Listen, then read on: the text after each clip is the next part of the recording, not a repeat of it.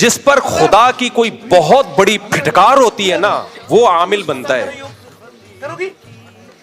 بہت بڑا کوئی جرم ہوا ہوتا ہے اس سے, بہت بڑے کوئی کبیرہ گناہ کا ارتکاب کیا ہوتا ہے. یہ چھوٹے موٹے گناہوں پہ اللہ کی طرف سے ایسی سزا نہیں ملتی ہے.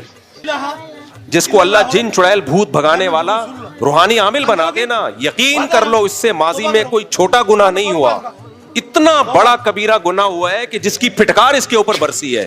کیونکہ یہ گناہ جو ہے نا, عامل بننے کا جرم, اس کی نسلیں بھگتتی ہیں اس کی سزائیں. وہ کبھی بھی لاجک کی بات تو کرے گا ہی نہیں. جہاں میاں بیوی کا جھگڑا ہوگا نمٹائے گا نہیں, جن چڑیل بھوت کے کھاتے میں ڈالے گا.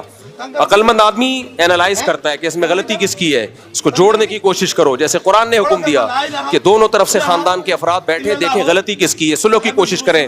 لیکن عامل کی پھٹکار وہ صلح کی کوشش کم, جن چڑیل بھوت کے مسائل میں الگ سے ڈال دے گا اس کو.